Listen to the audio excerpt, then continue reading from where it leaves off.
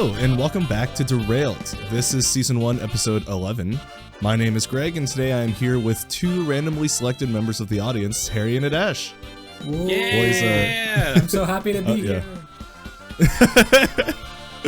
Man, that was that was something.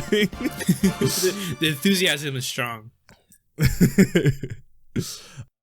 Today it is Harry's turn to choose the topic. What is the topic, Harry?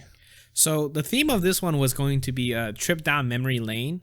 So I was thinking either we look back like within the past like 5-10 years, and either we're going to talk about some of the more memorable events we've had recently, or I was like, an alternate spin we can do is take like the past, like, yeah, we're all like 20-ish, something like that, past 10 years, take 2 or 3 very critical like parts in our lives and change them and see if we can like think out how like, and then blow that up and envision how that would have been, how we like would what be. we would be today. Yeah, if it weren't how for different those we events. could have been, like how those events That seems shaped us, interesting. and then like, you know, what we, you know, the alternate versions of us could have been.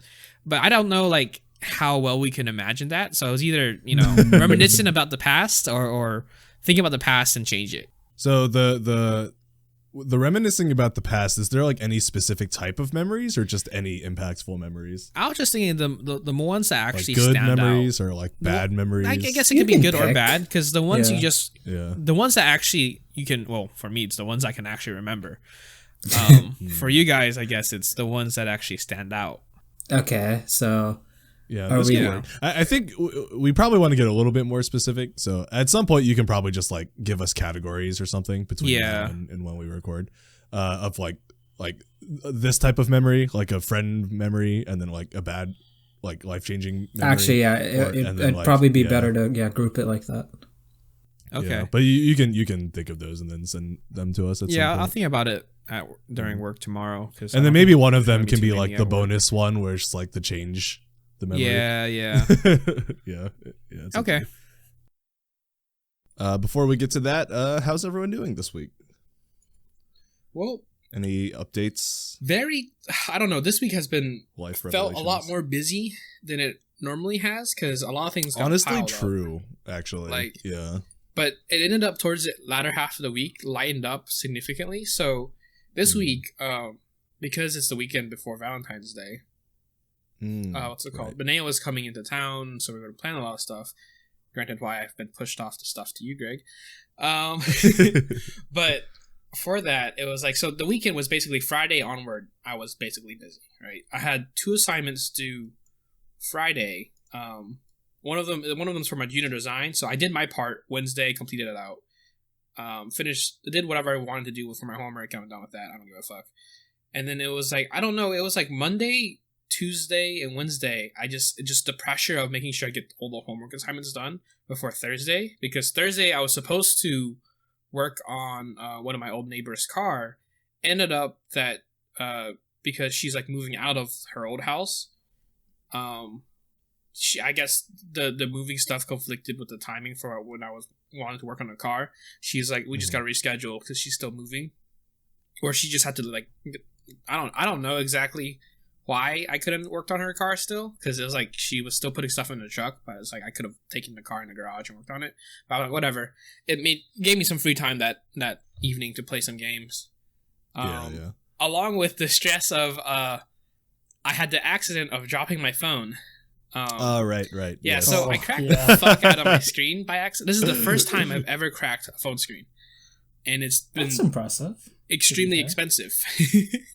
So I was lifting in my room, and so I propped up my phone because I was FaceTime with Benea, and so when I put down my barbell, the phone said, "Yeah, no, we ain't stable no more," and it fell down and went screen first into my dumbbell, which is Oh my god. made out of steel. So. Yeah. Yeah, I think I just put it down, look over, I see my phone fall, and I see just blank white, and I just go, fuck. Uh-oh. And because, so the power button down from my iPhone, Unlucky. just white. But Holy- everything worked, so I was like able to type in my password and scroll through things, but like I couldn't see 3/4 of the screen. That's interesting. Yeah, no, it was terrible, because I was like, I can't use my phone for anything, basically, so I have to get this fixed like ASAP. I can't, send it away, have it fixed, and come, because I kind of need my phone for a lot of things. main method of just communication for like almost everyone.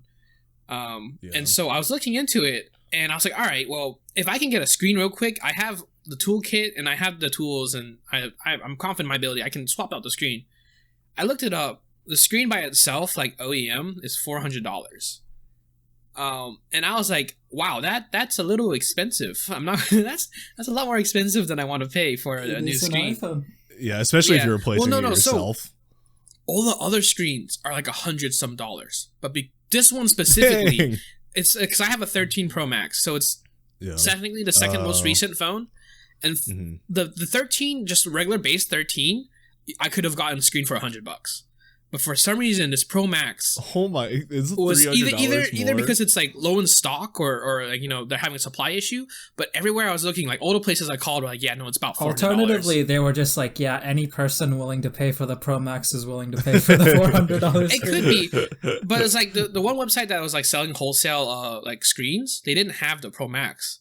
They had everything else but the Pro Max. They had the 13, and then like when I called around to other shops, they're like, yeah, no, we only get them. Like the screen themselves cost us almost like $350, and like Apple's cost to repair it was like $329, and I was like, I would do that, but first off, when I called Apple, like the Apple store, they rerouted me to like I was just like, I want to call the store, ask them how long is it going to take, because I can't. They just rerouted you to a salesman. It's like, so have you heard about our new iPhone 15? No, they actually routed me to customer service, and I stayed there on the line for customer service in silence for like 10 minutes, and I was like, I'm not dealing with this shit. I'm not going to Apple then. And so then I was like, all right, Best Buy apparently can do it. I looked into it, and so I called Best Buy, right? Instead of taking me to the Best Buy store, took me to customer service, like technical service. All of them do this. CVS and did I don't understand. Yeah, so this really, like, this lady, I can tell she's reading off a script just the way all the things she was talking from when I worked in almost call center. I was like, this is a script. And the way because she always reiterated things and like said over the things she previously said. And so I asked her, I was like, I just need to know if they have a screen in stock and how much it will cost for them, and how long it would take for them to repair it. And she's like, okay, so I can't like reroute you to the store to talk to them. The only way you can talk to them is if we set up an appointment and you go meet them in person. They diagnose your issue, and then they can give you a quote. I'm like, I know my screen's fucked. I can tell my screen's fucked. I just want to know they have it. And she's like, yeah, no, I can't take you to, like, I can't, route you to them. I was like, all right, that's fine. Just schedule an appointment. Fuck it. That has to be the stupidest fucking thing I've ever that's why I was like, I don't want to get mad at her because it's not her fault. Yeah, it's not really her job. Why would they have phones, phone numbers for the centers? Or for the stores, if you can't call them. Service, exactly. I was like, what's the point? So that was infuriating. Ended up I'm just imagining the diagnosis. It's like, yes, so it looks to me like the speaker system is working fine. The haptic feedback isn't too bad, but your screen is slightly damaged. Your display looks to have issues. Have you noticed any issues with your screen in the past few weeks? It's like, no shit, Sherlock. Perhaps the bottom entire section being completely whited out. There's inaccessible. Can you think of any reasons as to why this might have happened? It's like, you dipshit. Yeah, no, it was. It's just like you call the doctor and you're like, I just broke my leg, and they're like, yeah, we can set an appointment for you to get that checked and see just how badly it's broken. That was when I broke my leg. The people in the front office were like, it's not twisted, but there's something wrong with it.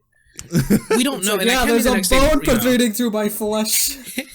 Yeah. And so I think the equivalent here though is if you were like, yeah, my leg is broken, and they're like, yeah, we can do a full body checkup for you. Yeah.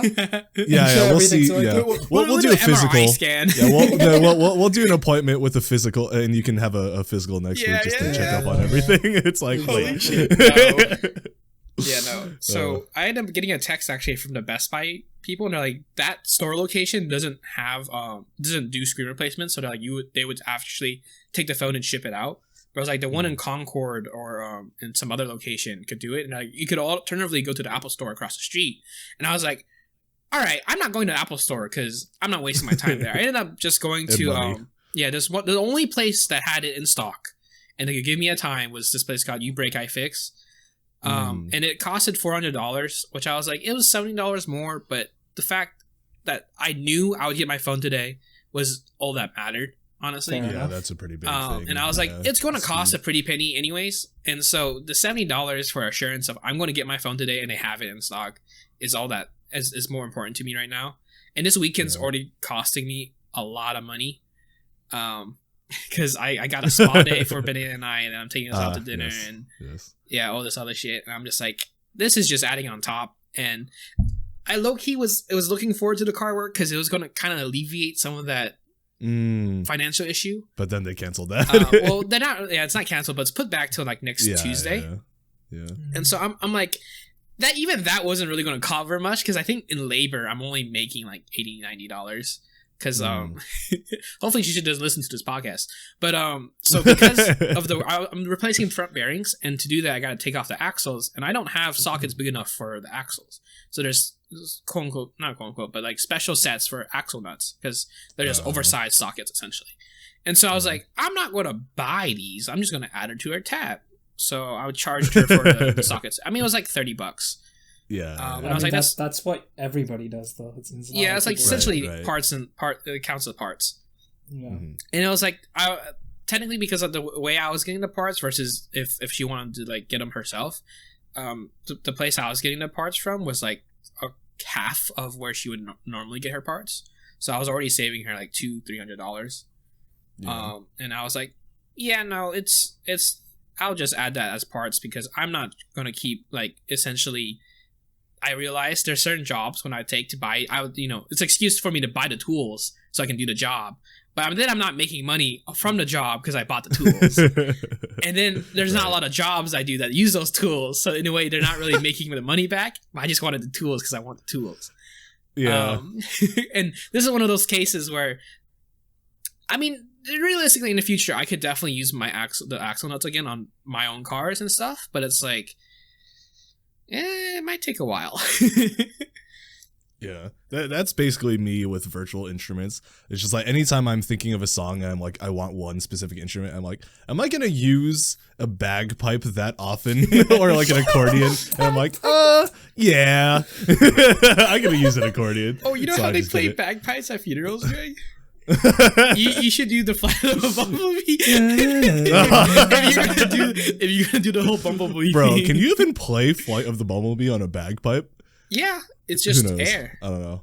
I know, but it's just technically. I think I've never seen anyone physically possible for a human. Yeah, that's what I've never seen anyone play anything complex on a bagpipe. But then again, it's like you think of that for other instruments, and it's like the skill ceiling for a lot of like basic instruments is surprisingly high. I'm not gonna lie to you, right? So I saw a video of this girl on Reddit playing "Flight of the Bumblebee" on piano, and I think she was going at a higher pace than the actual song. And like the entire time I was like, dang, this is impressive, but dang, this is kind of shit. Like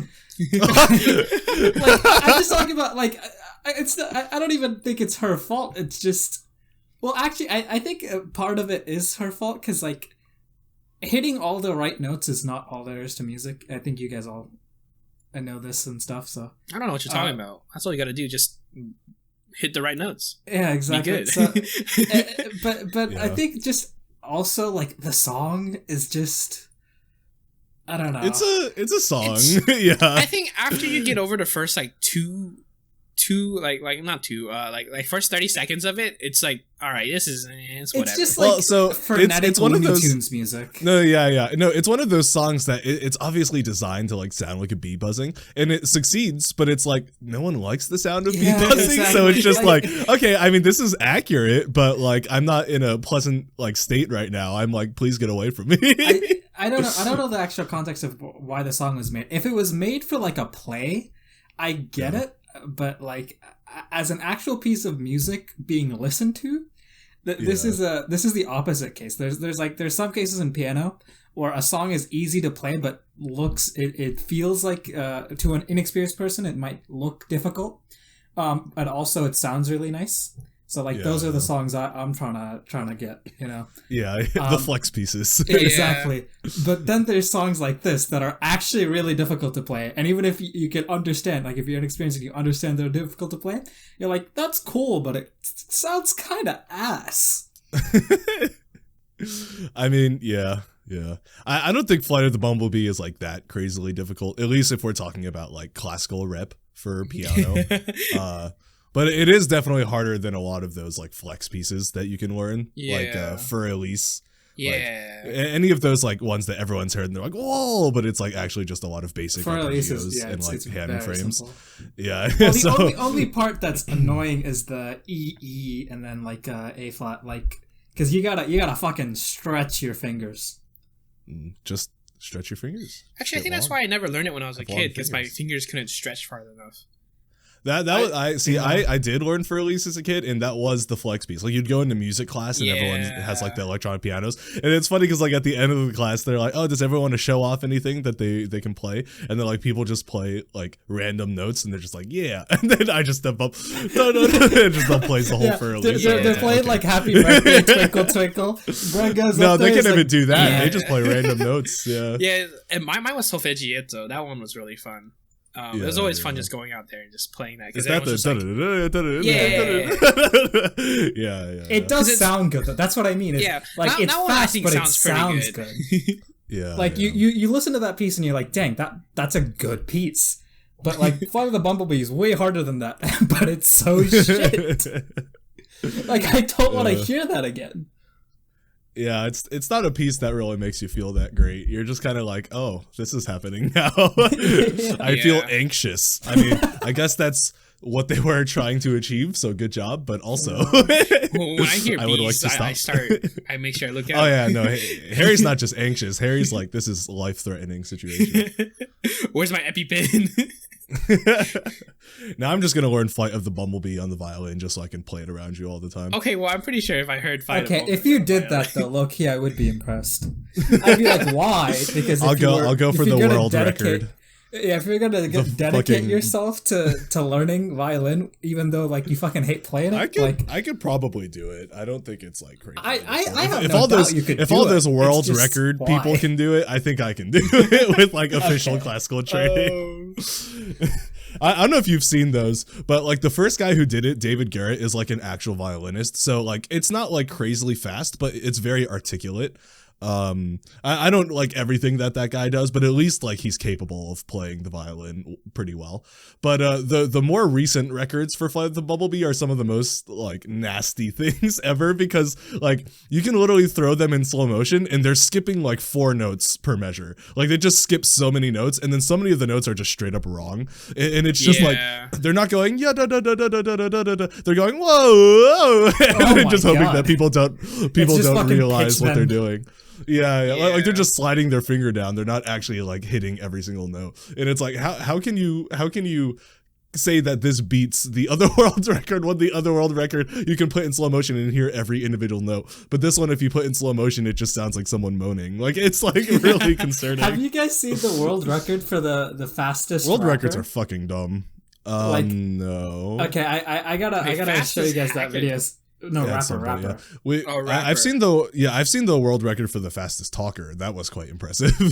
He like recited like the whole Michael Jackson song in like 10 seconds, and I was like, okay. Yeah. Oh yeah, it's something like that. Yeah, the rapper is like, he does it in like 50 seconds. It's like, it's a crazy amount, but it's like when you slow it down, he is saying words. Right? Yeah. But when like at full speed, it literally sounds like and it's like it's cool, but like what have you achieved here? Like what is the point? I mean, I think world records are kind of cool. I mean, they're not like I don't think they should be a thing where it's like, yes, I have a world record. I am a superior human being to you. Because like it is just like really extreme random things. But I just think the way that I like Guinness specifically is just like really scummy, and the way that they like do the whole record system is extremely scummy, because it's just money. Like if you have enough money, you get a record. It doesn't matter if you can actually do the thing or if the thing you're doing is an actual valid record. Like they literally have 3 rules or something that they have in their handbook for what constitutes a record, and they break them all the time just because people pay them enough money to put the records in. So it's like it sucks, because I remember back then those were actually some of the most fun books to read in like elementary school, like the Guinness World Record books, and you're like, oh, that's so cool. That's what, and Guinness it's like World it's Book just of World so Records? You've never read them?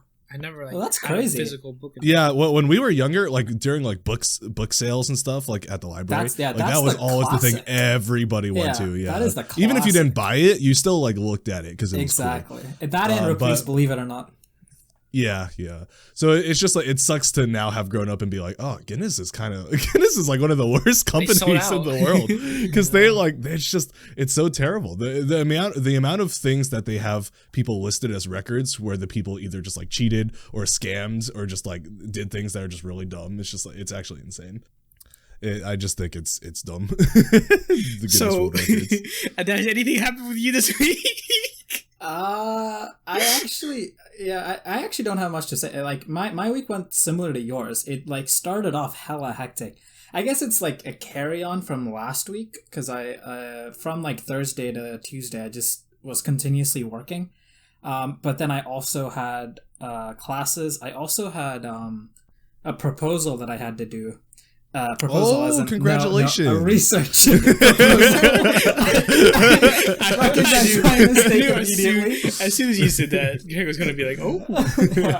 Honestly, I thought it would be you calling me out first, but anyway, it was I had to do a research proposal, and I thought, right, like this shit would like take 2 hours, it'd be fine. But I gave myself a 5-hour buffer to get it finished, just in case. I submitted 20 minutes before the deadline. Oof. So I'm glad I gave myself that buffer. You gave yourself the buffer. But yeah, we yesterday in Capstone, like everybody knows what Capstone is, right? I don't have to bother. And so in Capstone we were all like explaining what each of our projects was going to be. And like some of these people were like, yeah, I'm going to make like a machine learning model, right? It's going to take in all this real-time data, reviews and stuff, and it's going to predict what the shape of the company in the future, and I'm gonna make it a generalized model. I was like, God damn, these motherfuckers are doing like these motherfuckers are doing things that actual companies with like tens of programmers used to do, and they want to do it in in a fucking semester. I was like, what the hell? Over here, like they get to me, I'm like, yeah, I wanna make a website where you put in a bunch of ingredients and you get a recipe. I was like, oh, that's pretty cool. That's pretty cool. But I gotta say, right, I got the highest praise of it's not like the clear highest praise, but a couple of other people, he was also like, yeah, this is a really good idea. But yeah, he was like, I really like this idea. This is a novel idea. I'm like, that's honestly surprising, but like, I'll take it. I think it's probably one of the ones that can actually work. And I'm also sure they've heard those other answers like a trillion times. Yeah, it is true, whereas like yours is a more those are like the idea. Generic. Yeah, I'm gonna cheat. You know, look for the stars and hopefully achieve it, but most likely not. That's what. But it's also thinking, like right? such a generic like way to do that. It's also like, bro, if they manage to achieve these things, right? Like, bro, that's a level I don't know when I can reach, because that's a crazy like some of the projects I heard, I was like, this is crazy. And then there are other projects where I was like, I just don't understand a single word he just said. He's like, so I'm going to take a REST API, wrap it in this other programming interface. I forget the names, but like every like single like product for coding, each has its own individual name. And so they just use like 80 separate like framework names. And I'm just like, what the fuck are any of these? But like part of me is like, that may or may not be impressive, but I'm leaning on the side of it just sounds cooler than it actually is. I think that is the most common scenario in any like version of this version of events. Is just always like everyone loves to like create the idea of something that is like super cool. It's like the whole like startup project thing. It's like, imagine if we did this, and it's like, yeah, that exists. That already exists. It's like, so no, but mine is different because it's like this, and it's like, no, that actually is. So a lot of the meeting is just like explaining why you came up with the idea, and then like how it's different. So how I rated it is the people who explained why they came up with a solution, like why they were making the product, and also why they're making a product instead of just using an existing one out there. I was like, okay, those ones are useful. But the people that start off with like, all right, so this is my product, and then they launch into a tirade on the specifications of the technologies they'll be using. I'm like, you have no you just picked whatever was available, didn't you? Yeah. All right. Well, congratulations on being praised. On my proposal, and also on proposing. Yeah. Good luck with your Valentine's Day preparations, Harry. The website. We've also been preparing a lot, obviously. Because we have so much to prepare for. Yeah, Greg, you just want to be my Valentine? We did that last year. We'll do it again. We just do it every time. Wait, I guess. You don't remember that night? I honestly, the pub? I don't, but I believe they were playing. They were playing the. Okay, that part I don't. And then we got the oil out. That I do. That's an every time we meet kind of vibe. Yeah. Yeah, who needs Valentine's Day? We just make our own Valentine's Day every time we. Oh my god. All right, let's get started. Indeed. Harry, take it away.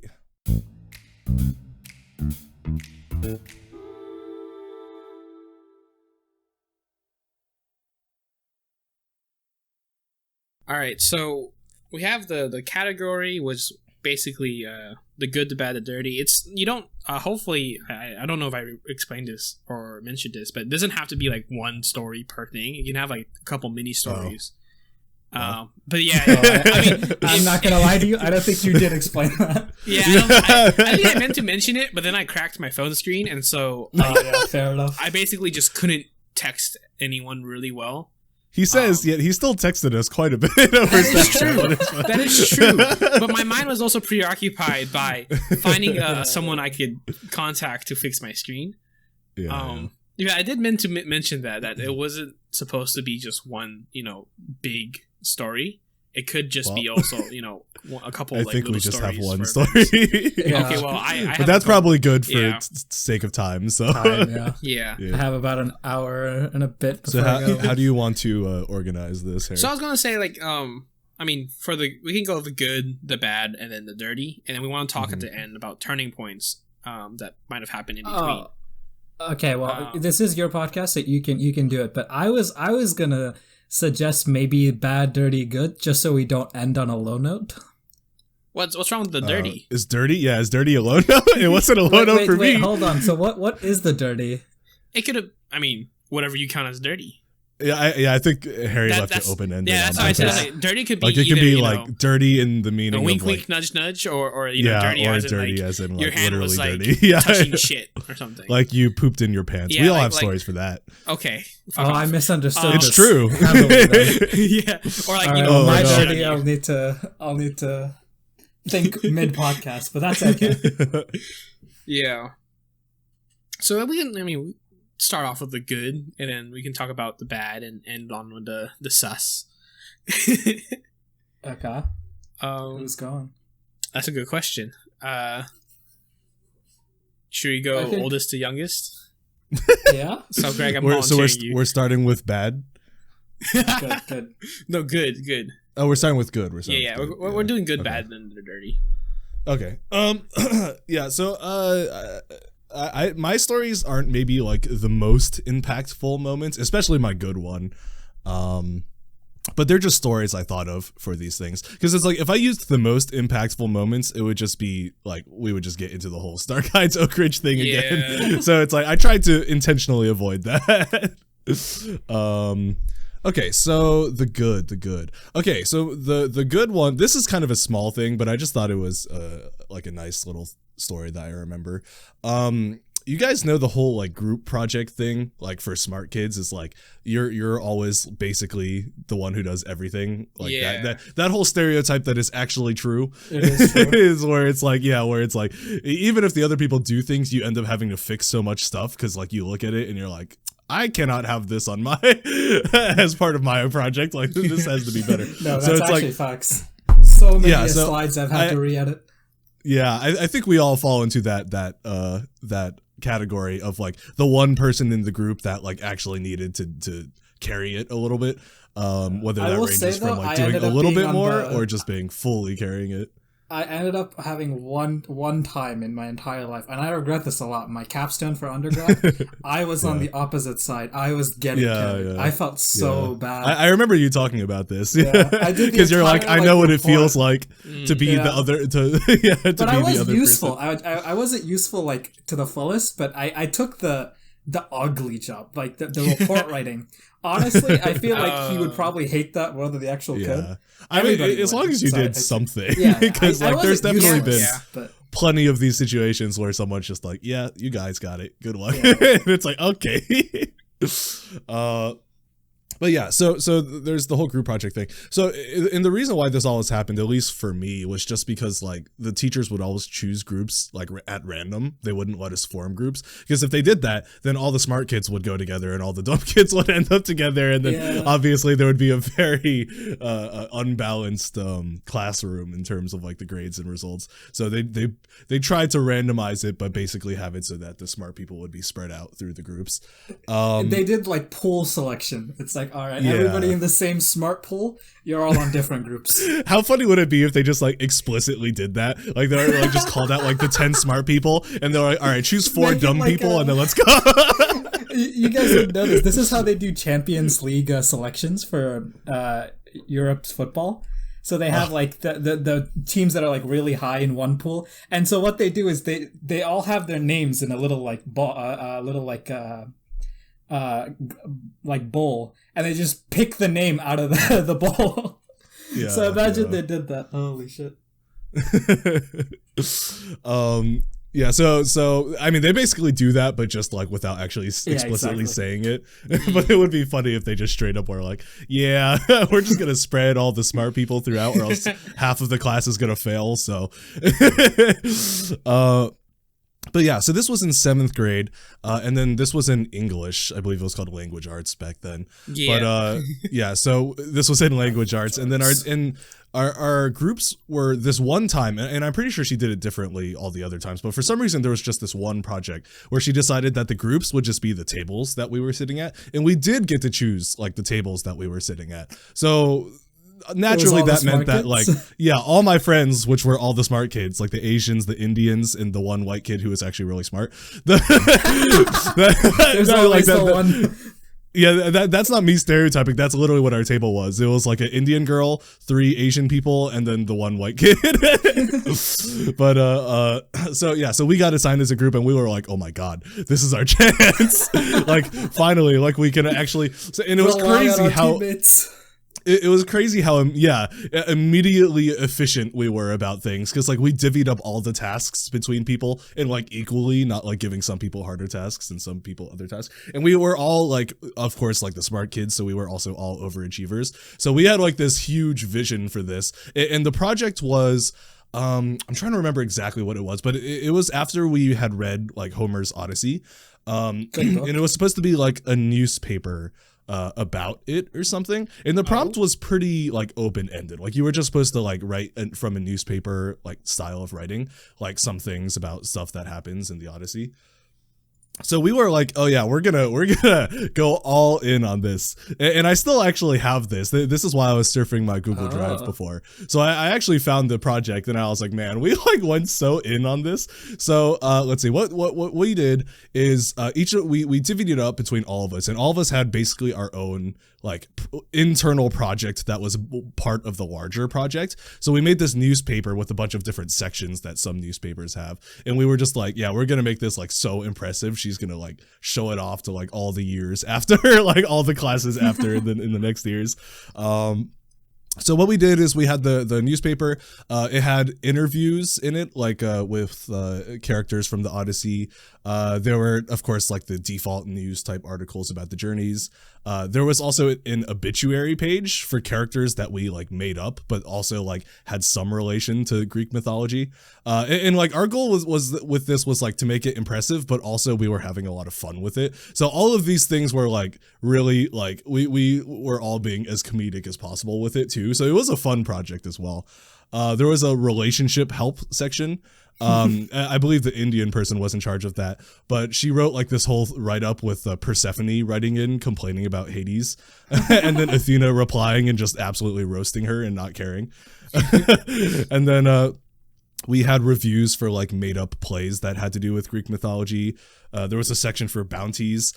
And then my section of the newspaper was that I decided that it would be cool to add extra chapters to the Homer's Odyssey book. So I tried to like replicate Homer's writing style as much as possible, like the poem-ish type of style. That's so and crazy, then I wrote though. 2 extra chapters that were kind of like basically fan fiction about like us joining Odysseus's crew and like the tales of us before we joined and that sort of thing. And then the second chapter, Greg, isn't the whole point of the book that he's the only one that survives?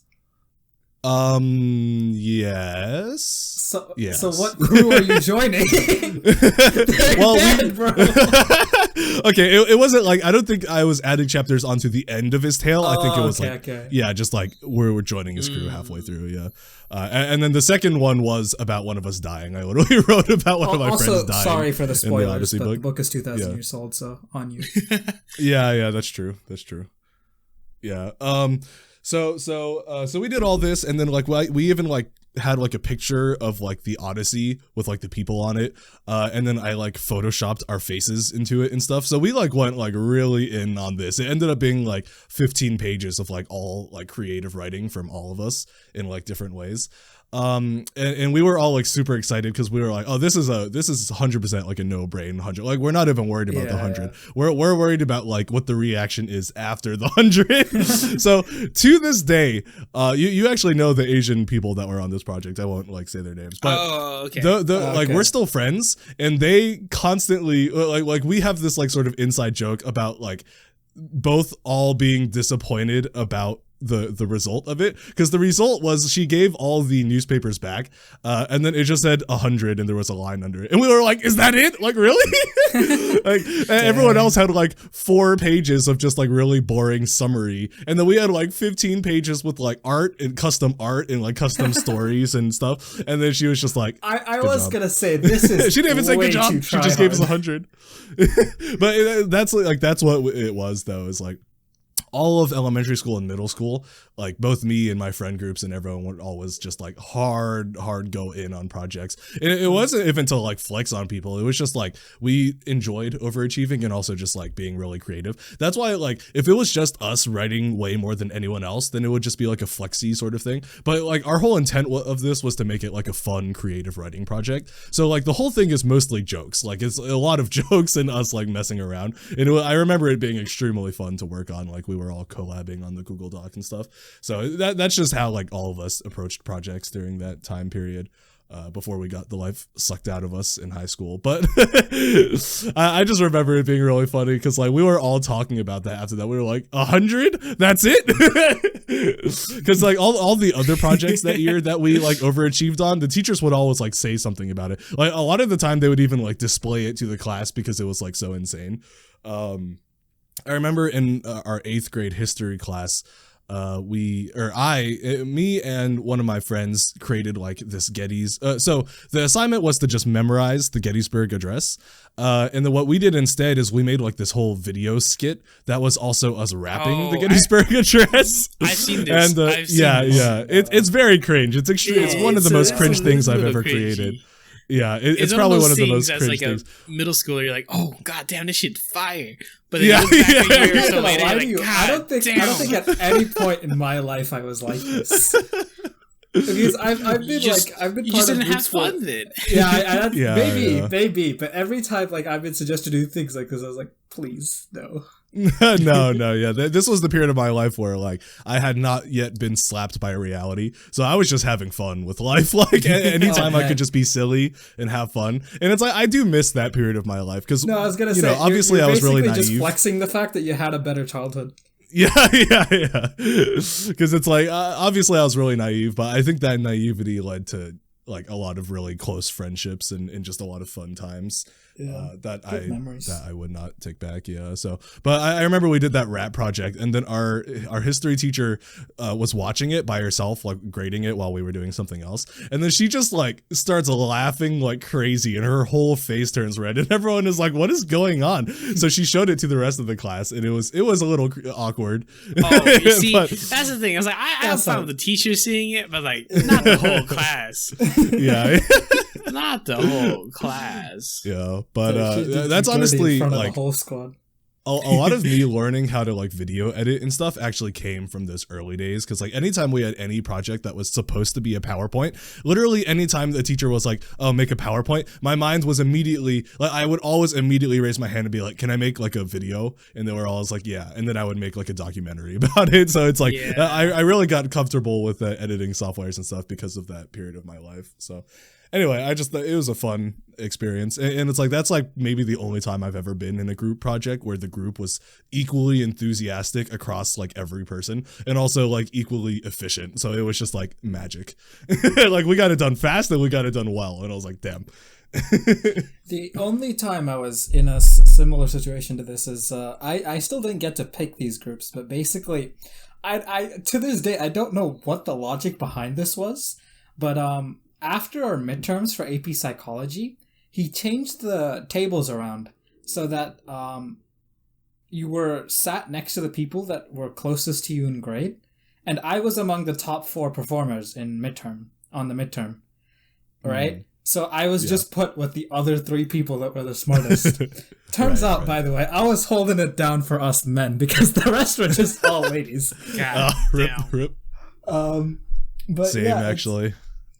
It was everyone like, else in that group was a female. Yeah, it's always the same. Even in elementary school, like there were always 3 kids in India. Like you essentially get stuck with the same 40 people for like most of your classes, at least in elementary school. And so throughout 2nd through 5th grade, well, actually maybe not the end of near the end of 5th grade, but at least 2nd through 4th grade when I was actually trying, it would be 3 of us that were clear top in the class, and it was just me that was male. The other 2 were female. Anyway, anytime there'd be like a group, it'd be like a talk amongst yourselves or like any sort of like group assignment. Obviously, we just work with our tables, right? And it was so easy because it's like on the off chance there was something I didn't know, somebody in the other tables were gonna know because they were the 3 smartest other kids. So I was like, oh my god, this is so free. Yeah, actually, it is really nice, like to be in that situation. Just like yeah, definitely. It also pushed me, right? Because like AP, it's like the main issue is they just give you too much work. And like normally I tend to procrastinate, but like I couldn't be caught lacking, so I actually did my homework for the rest of the semester. I told my teacher that at the end. I was like, yeah, if you'd put me in like another group, I don't know if I would have like done all the work consistently. And he was like, yeah, I know. The big brain. Yeah. Oh shit. All right. Harry.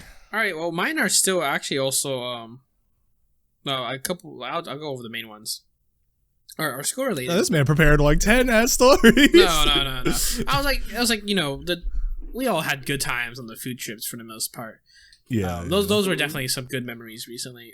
Ping pong has been really great. Every time I play ping pong, it's so great. And I look forward to like on Fridays to play ping pong. Because they have a pool table ping pong thing at work, and so on Fridays, because I actually stay longer since I don't have school after work.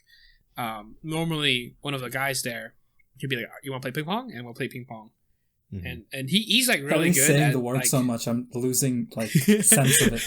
The word. Ping pong? Ping pong? Yeah. Ping pong? Ping pong? Because normally, I mean, today he played pool with the other guys. And I'm dog at bro, I was so shit. The Chad ping pong versus the Virgin table tennis. Ping pong? Ping pong? But yeah, no. But normally we would play ping pong. He's really good. At mainly just one thing, which is like putting the curve towards my backhand, so my back left corner. And it's like sometimes I get a little too jumpy and I always fuck up the return.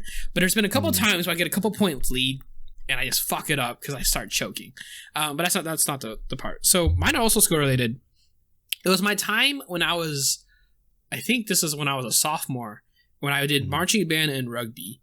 This was a thing after, like right after I got my driver's license. I was like, I can do whatever I want now. Not whatever I want, but like I don't have to rely on my dad to take me anywhere because I'm not restricted to his time limits now, since he's working late until the late in the evening. So I was like, I can take myself wherever I want. So I did rugby. that was, I mean, sophomore year was, I think, my, was it sophomore or junior? I think it was junior year was when I was my peak fitness. I was like, that's when I was like 165. Your boy could run, but everyone was surprised how fast I ran because my legs never looked like they actually went off the ground because how short they are. They called him Hover Harry. Yeah, that was something. I remember that part. That was funny. They're like, he ran, but like he didn't look like he was going anywhere because his legs never looked like they got up. Because that's one of those things, you know, the people are like, you know, to try and get more distance, you make your legs stretch farther by extending it up a little bit more. And so that was like probably some of the best times of my life because I was captain of the team. I felt great because I was running motherfuckers over and I could run away from people. Yeah. Marching band was, yeah, no, it was great because I was like, I'm almost, well, I'm unstoppable until a 300-pound man comes running towards me, and then I'm a little bit more scared for my life. But other than those times, it was great. And then like marching band was an experience. It was pretty expensive because the school didn't really fund it much. Everything was like, you know, the band funded doing those, you know, fundraisers. You go door to door and sell those bullshit, either the cookie dough or I think they had like our barbecue sale for some cookie dough. Oh yeah. And I mean, I didn't sell much. I don't know if they really made much anyways, but it was one of those like it was expensive. It was an experience. It was pretty fun, and because I was, you know, fit, whenever we did workouts and like had, you know, marched around and we got punished for doing, and we had to do push-ups, I was like, it's a breeze. Well, you guys got punished by doing push-ups in marching band? Yeah, no, wow. Bro, marching band they take like very serious, like in the college, I think it's even like it can get really bad. So like for us, what we did was what's it called? We would spell out the school name. We would go 1, 2, 3 a letter, 1, 2, 3 a letter. And our school name was like 10, 15 letters long. Wait. It's like about almost 10 letters long. So for most people, that's a lot of push-ups, right? But I mean, back then I was crunching out 100 in the morning, 100 at night. Yeah. Easy. So I was just sitting there chilling. Like me and one of my other friends who were rugby, we were just sitting there chilling. We're like, oh, good workout. And everyone else is like struggling, and halfway through they start going on their knees to do push-ups. And I was always like, whenever some of the guys who, you know, always looking at themselves flexing and they would do that, I'm like, shake my head. But those were like some of the best times because it was like probably one of the first times I started really being social out of school. Granted, in marching band, I only had like 2 or 3 people I actually talked to, but like everyone was pretty nice. Everyone knew me. I didn't really know everyone, but it was just one of those things where, what's it called? The band teacher wanted me to be in marching band for a while because I was really good at my instrument. I played alto sax for anyone interested. But it was like time constriction, and originally I didn't think I was going to be able to do it with rugby because I was like, I'm trying to, you know, go to practice and make sure I go to tournaments when I can, whatever. But it ended up working out. That was probably some of the best times in high school before, what's it called, like current time me. Yeah. And then it was all downhill from there. I remember you being pretty into bands back then. Yeah. It was fun because the thing was like playing the music by yourself, it was like whatever. But when you went to games or when we went to competition, did Battle of the Bands, and we played and performed, did like the routines around the field for the marching shapes and stuff, it's just the atmosphere and the hype was great because when you put it all together, it sounds, you know, our band was pretty good. It sounded great, and it was so much fun because we were just having fun when we were doing it properly. Granted, sometimes at like the practices, it would be like, damn, these motherfuckers can't stop fucking up. But like when we went to like competitions or like went to the what's it called, the like football games and stuff, it was hype. Granted, our football team was dog shit. They were bad. I think for homecoming they lost like 49 to like 7. It was the team was atrocious. Our football team dog ass. Our basketball team ass. Our women's basketball team kind of goated. That was basically my middle school. I still remember to this day. It was so funny. Like our girls basketball team in middle school went 20-0 that season, and then our boys basketball team went 1-19. We were just like, all right, then. It was something similar in our school. Yeah. Like, I think the girls' basketball team lost, like, once. And, and the boys' basketball team, I think, won, like, twice. Don't stop taking L's. Yeah, no. It was pretty bad. Yeah, no, ensemble stuff is really awesome. Like, I was never that much into classical music, but even then, like, orchestra is, like, after all the rehearsals, which can be very intensive, like, the performance is always a great experience. Because it's just, like, hearing, like, a polished project from so many people is always just really cool. And just, like, being part of that is honestly, like, there's nothing really like it. Like, you just have to experience it to understand, like, what it feels like to be part of a large ensemble project like that. It's quite cool. Dash? Okay, so I actually, something about what Harry said now just unlocked him. Oh yeah, it was the records. I have a quick good memory, and then the other one. So basically, in 8th grade, I used to be a part of this club called National Academic League, I think it was called, something like that. But basically, it was kind of just a club where, like, you'd go and you do, like, trivia based events, like, and like, you do it against all the other middle schools, and so it kind of was just like trivia, but like very like academic in nature. And we were ass, bro. We would get destroyed. So I think the first round, right, is you pick a few people to go up there, and then they get like, it's buzz in, buzz out, but it like, it switches people. So say like 3 people from your side go up, 3 people from their side go up, and then it's 1v1 essentially. So yeah, so that round, it's like, for the first few times I never got selected because I was new, and you know, some of these people had been doing it from 6th grade. But like, I'd be sitting in the corner just like whispering the answer, and then like they'd buzz, they'd say the wrong answer, and like you could visibly see me going, "Oh my god!"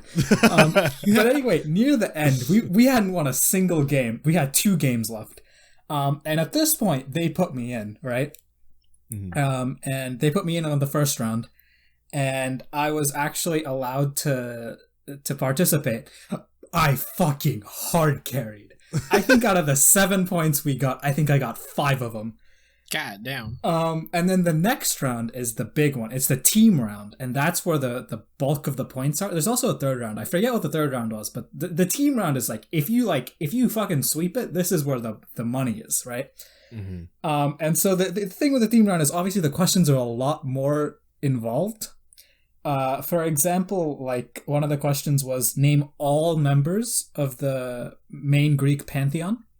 And so like the first like few times, this was the only time I'd been put as leader for the teams, because they were trying to like rotate them out. So the first like couple questions, we got beat to the punch because I was trying to like discuss with them, but what the other team were doing is they were just answering.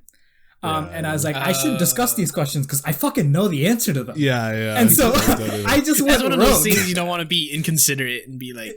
Yeah, exactly. So after that, I was like, fuck because it. if you get it wrong, then they're all like, you should have discussed it with us. And it's like, if I discussed it with you, we wouldn't get the points. So I just went rogue, and the next 2 questions I just answered on my own. I went 1 for 2, He went right? rogue. Yeah, I went 1 for 2, and then they were like, all right, do them. And then the next question was the Greek pantheon one, and I was like, nah, fuck it. I am reading Percy Jackson. Oh yeah, I was gonna say Percy Jackson coming in clutch. Facts. I was like, there's no way I'm fucking this up. And so like, I got it. The Hera one, I think I got like slightly wrong, but since I got all the other 11 ones and like I was half right, they just gave me the point. And it was a few points. What does the pantheon mean? Is pantheon just what they stand for? No, pantheon is just a group of gods. So the Greek pantheon you just had to is name the 12 them, big right? ones. Yeah. And what they stand for. Oh, and what they stand for. Yeah, okay. Yeah, so it's the group and what they stand. Okay. Yeah. So Hera is what, hearth and family or some shit like that? Yeah. It shouldn't be Hearth, I don't think. Hearth is other goddess. Hestia is Hearth. Yeah, Hestia is Hearth. Yeah. Hera's what, family? Hera's marriage in fertility. Yeah. Yeah. because she's Zeus's wife. So yeah. Well, and also apparently super vindictive. that tale about her like catching who was it in the net or whatever. I might be misremembering exactly what that was. I don't remember Greek mythology much. I just remember there's quite a few stories where Hera's just like so extra about doing things. It's like if you're unhappy, just say it. God damn, you don't gotta pull these huge ass pranks. Like calm down. She just made Hercules' life hell. For no reason. Yeah. Bro did the Greek nothing gods to were just dicks. Yeah, no. And also wild. Massive. Like they just had sex with like anything all the and time. anyone. Hera is Zeus's sister. Poseidon, and Poseidon had sex with a horse. I mean, Zeus fucked a bull? Wait. Why am I the only one that finds that weird? Wait, no, I agree that's weird. But anyway, so that was that ended up being the only one we won, and I hard fucking carried, so it felt really good. But my other memory is my 17th birthday, which wasn't a surprise birthday party because Harry essentially confirmed the guest list with me. But honestly, I preferred it that way because like if I didn't know I had a party going on, like I probably would have had to like just do whatever my parents said anyway. So a surprise wasn't even on the table. Yeah. And also, I kind of liked being able to pick out who the fuck showed up, you know? Yeah. Yep. Also, I feel like there's a certain amount of like you can emotionally prepare yourself for stuff. Like I don't even know if I'd be the biggest fan of like surprise parties and stuff, especially as like an introvert, because I'd be like, I kind of want to know so I can like prepare myself. Yeah, I see not just be like caught off guard. I don't think I personally mind a surprise birthday party. Hint, but no, I'm kidding. But I'm not gonna lie, you kinda got me fucked up. You think I'm gonna hide Harry in a cake, and then he's gonna jump out naked and be like, "Do you want the cake or do you want me? Do you want a bath first? I want your do you want the cake way first? Yeah. Do you want this cake or do you want this cake? But yeah. Anyway, so you want chocolate or vanilla cake? So Harry ended up, fuck's sake, he ended up planning like the whole thing for me. And then Summer got me the cake from Cold Stone, and that is still one of the best cakes I've had. That is a fantastic, because it was an Oreo ice cream cake. I didn't even know this was an option. Really? Yeah, I just feel like that's one of the most common types of cakes. The only cakes I've been given my entire life leading up to that were just Harris Teeter, like whatever was available. Oh really? God, those are so bad. Bro, Sam's Club cakes. They're cupcakes. Well, and just stuff? any like department store cakes. So no, bro, Asian market cakes. They do have really good. The fruit cakes are really good because they like taste fresh. Toppings. It tastes fresh too, and they use like whipped cream and shit. That shit. I is do so like good. fruit cake, but not for a birthday cake. Yeah. I don't think fruit cake is usually that great of a birthday cake unless the person likes fruit cake. We would always get those for our birthdays. But Harry is totally right. Like Oriental cakes, they're very because American cakes are like compact and too sweet. I think like Oriental cakes are like spongy and they're like not too sweet. And it's like more spongy, and then they use the fruit for the sweetness and just whipped cream. Yeah, exactly. They rely on a good fruit cake does not need much sugar. Yeah, with they would have like kiwi, mango, strawberry, grapes, and I forget what was like the main fruit in the filling, but like it was. I would always look forward to those, and they wouldn't last very long. But anyway, so it started with us going to Buffalo Wild Wings, still my favorite restaurant chain. And it's always Buffalo Wild Wings. At the time, I just remember thinking, I'm like, it's like I like that birthday because it's like it's one of the few. The only other one I remember spending with friends was my 8th grade one, but that one was just on coincidence because my birthday ended up being the day that the Washington DC trip started. So there was like no focus on me. Hardly anyone even knew it was my birthday. It was just I spent it with friends, so I liked it. But this was like the one time it's like, like my friends actually like cared enough to like host something for me. People showed up. This is kind of a sad story, not gonna lie. I also want to add, before I met Adash, I had literally never heard of nor been to a Buffalo Wild Wings. After I met Adash, I've been there like 20 times, usually with Adash. That's good food. No. Yeah. When it's done right, it's really good. Yeah. It's not too expensive either. Yeah. No, yeah, it hits especially the for sweet the spot, amount of food. Yeah. They have good burgers too. So Oh yeah, exactly. cheese curds. Cheese curd. Okay, let's not get into this. Yeah, I was gonna say we're gonna have to speed run the other two sections. Oh shit! Yeah. We can go on. I did also foresee this a little bit because I was like, no. 3 stories per person. This might be a little long. But yeah, I don't know. I just remember thinking it's like I feel like this is like the first time in a while that I've had like friends who I think like I'll end up knowing for a long time. And I was right for the most part. For the most part, yes. There are a couple people there. I'm like, yeah, these people I probably won't know after I graduate. I was only wrong about one person. So it's like, besides that, like everybody else there, it's like I still talk to and I do consider my close friends. So yeah, that's my good. Wait, you think we're friends?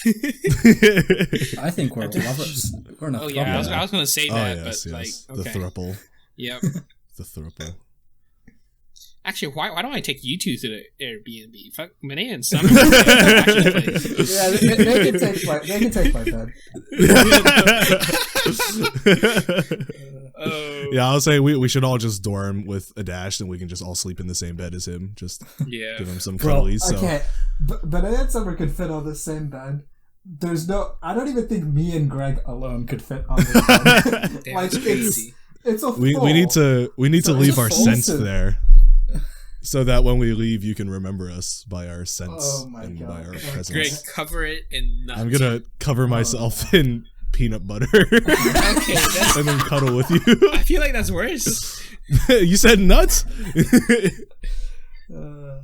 I don't know which one would wash out easier. All right, the bad. All right, so my bad is by far the longest one, but I'm gonna speed run through it a little bit. Okay. So I think I've told you guys the story before. I probably haven't gotten super detailed about it, but I've definitely mentioned this quite a few times because this is something I feel very passionately about.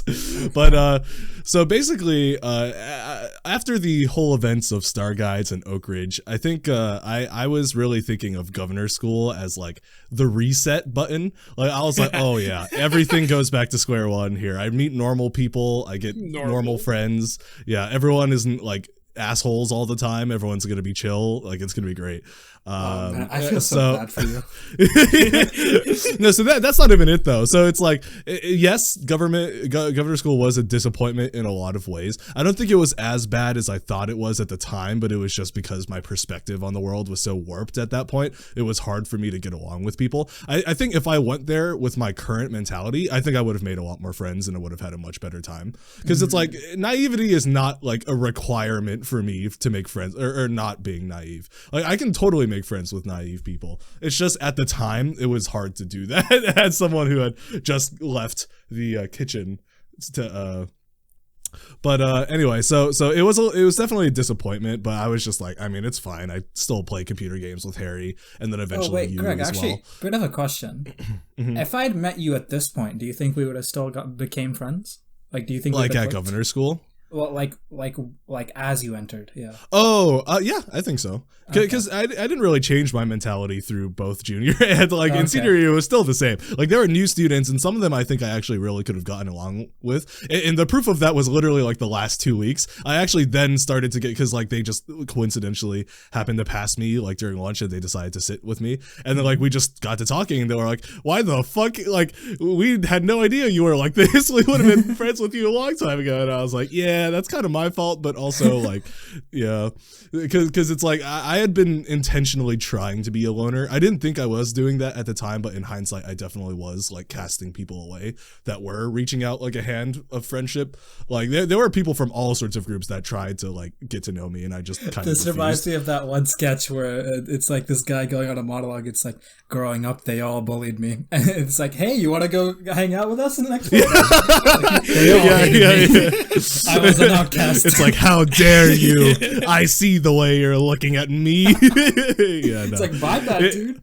Like that obviously exaggerated, but that honestly was kind of what was happening. Like, I really was just like in such a bad place after Star Guides and Oak Ridge. I just had this idea that like everyone was out to get me when that was definitely not the case. So it's like that. It was a bad start because of that, and then that just kind of continued. But it still wasn't like too bad. Like I was consuming a lot of like books and like media that helped made me feel better, and also I was still gaming with Harry all the time, and eventually Dash too, and those were really good times. So it wasn't too bad. But where it started to get bad again is because like what happened is the whole thing that happened that started the whole sequence of events, like the whole thing that happened pre-Star Guides, basically happens again, where like I was put in a situation where I was like not ahead of things because you know the whole like being Asian always ahead of the curve, always knowing what's already being talked about in class, and even if I didn't, like being able to learn it immediately and like catch up and stuff like that, and just like being able to procrastinate and still succeed higher than everyone else, like all those things that like normally you can do and then suddenly sometimes you can't. so senior year was one of those suddenly sometimes you can't, because I took 3 AP classes, and it's like that's not that crazy. Shit. Like there are people who take way more than that, but it's just for me specifically, like you have to understand, 3 AP is insane. I mean, one of them was like music theory, but even music theory is a little typical. But anyway, I took music theory. That shit was ass. Yeah. Anyway, like it was especially bad for me because I had after 9th grade, I don't think I really learned like anything, because it's like obviously at Star Guides I didn't learn anything, and at Oak Ridge, like I really appreciate the teachers there as people, but as teachers I didn't really learn anything there either. There was like 1 or 2 teachers that did a pretty good job, but the other ones, like I really did not learn much. So it's like I was just wholly unprepared for AP classes. Like I was not at the same place everyone else was, nor was my mind ready to handle that pressure. So it just started to stack up, that plus the lonerism for like the 85% of the day, and it was just that was probably one of the darkest points of my life, and that includes Star Guides and stuff, because like Star Guides and stuff is like as miserable as that was, I never really had that much time to like sit there and feel bad for myself. That's I was just too busy being physically tortured that I was just like, just keep moving. And Oak Ridge was the same, just like there was never time to sit there and be like, my life sucks. It was just like, we got to keep moving. We got to keep moving. But governor's school, like it was easy enough that, or not easy, but like there was enough time for me to really register that things were not going well. So I said I was going to speed run this, but I haven't even gotten to the main thing. This is all the setup for basically what happened. Is just that the same thing that happened in 9th grade. I just started to go from overachieving in all these classes to like suddenly becoming like a terrible student and missing deadlines and stuff like that, and like just not doing well in tests. And of course the teachers noticed this, obviously, going from like one of the best students in the class to like suddenly becoming like one of the worst students in the class. So it started with my English teacher. She was the first one that I kind of fucked up with, because I had been doing really good in her class and overachieving and like all these things. And then there was this one project, and this was just happened. I don't remember exactly what was happening. It had something to do with the fact that college auditions were starting. Not auditions, but like the whole college process was starting. And I like had no idea what I wanted to do. And like everyone was pushing me towards applying for a music degree, like performance, and I was like, what is happening? Because like I didn't go to Oak Ridge or to go to governor's school to like become a violinist. I went there to escape Oak Ridge. So I was sitting there like, wait, what? Like, is this just what's happening now? Like I'm just going to continue being swept in this direction that I really don't want to go in. So I think that was maybe what kickstarted the collapse for me. But English class, there was this one project, and I think it happens during this period, that I just procrastinated and then just didn't turn in the deadline at all. I hadn't even started yet. And then like a week passes and she's like, oh, you didn't turn it in? And I'm like, yeah, sorry, I'm working on it. And then like another week passes and she's like, okay, you need to turn it in. And I was like, it's in progress. So at this point, she pulls me aside to talk to me. And it's not a good experience. It's like she was probably one of the youngest teachers there, and she was kind of going off on me. She was like, how dare you treat me like this, treat your classmates like this, like you're not respecting anyone else's time and stuff like this. And I was just like feeling really bad already, and then this just made it like 10 times worse. And if it was just that stupid teacher.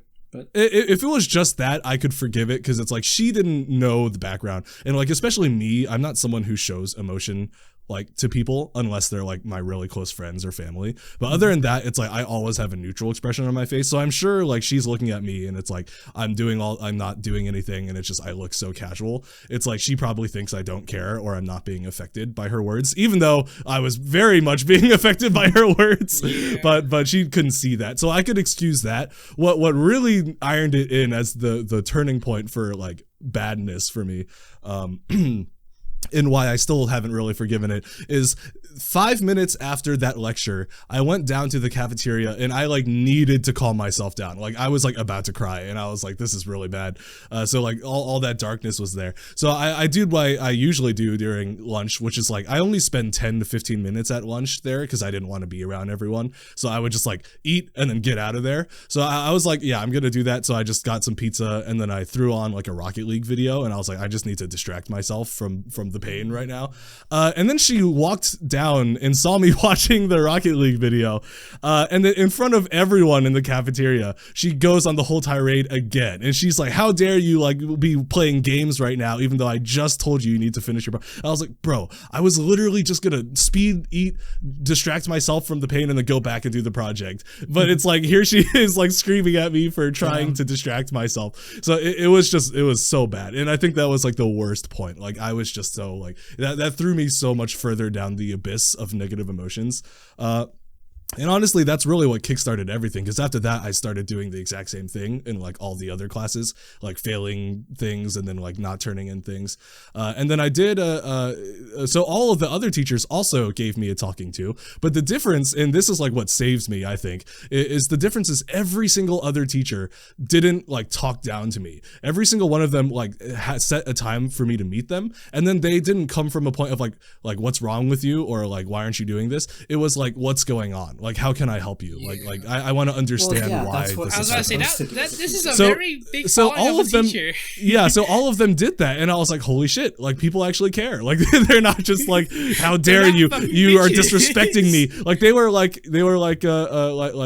legitimately like concerned about like what I was going through. So it's like I was actually able to open myself up to them, and then like they even like helped me like pass their classes and like gave me some leeway in certain ways, and I was just like that's really what I think saved me that year, because otherwise I think I would have just kept going down the drain of just like hating humanity and thinking everyone had it out for me. That's but like the after that such a moment, shitty- it did allow me to get the final stretch across to the end of governor school, and then the first year of college, like I was able to finally heal because like people were actually chill and people were like really like nice and stuff, like all the classmates and even the teachers and stuff. So I was just like, oh, like people are not that bad. But that was just maybe one of the lowest points in my life. I think the day of that happening, like for like a week, that was like. The thoughts going through my mind were not good thoughts that week, because it was just I was just very, very angry. that is a rough thing to have to deal with, especially if you That- did it in front of yeah. a bunch of other people. Yeah, and that was the big thing for me, because it's like if she does it to me privately, I'm still gonna like feel depressed about it. But like the fact that it was in like, yes, it was the cafeteria, so most people weren't really paying attention. But like she was there, just sitting there like yelling at me, like in the middle of the whole cafeteria, and I was like, the whole public this is shaming thing. It's yeah, come like on, this really? is so bad, yeah. Yeah, And I was like, if I ever get publicly shamed, like I will talk back. Like I just like in private, like I'll shut up, but it's just like it's such a disrespectful thing to do. yeah. I just it was not good. I mean, and in at your the position, time, get I was it. like, you would have just yeah. yeah. So it's like in hindsight, it's like I can definitely like understand where she was coming from, like before the whole cafeteria incident, because it's like she just didn't understand how troubled I was. She probably just thought I was slacking or something, because I just had no reaction to any of the things she was saying. But I think once it got to the cafeteria point, I think she went overboard, because like that was just like terrible. Like it was such a bad feeling. So anyway, yeah, that's the bad incident. All right. Well, this is one of those things. Once again, when I said this, we did the topic was remembering things, and I'm like, most bad things I don't really remember. I don't know, just Harry, stress. Before we do this, since we're definitely gonna run out of time, do you just want to cut it at the bad? Yeah, I guess so.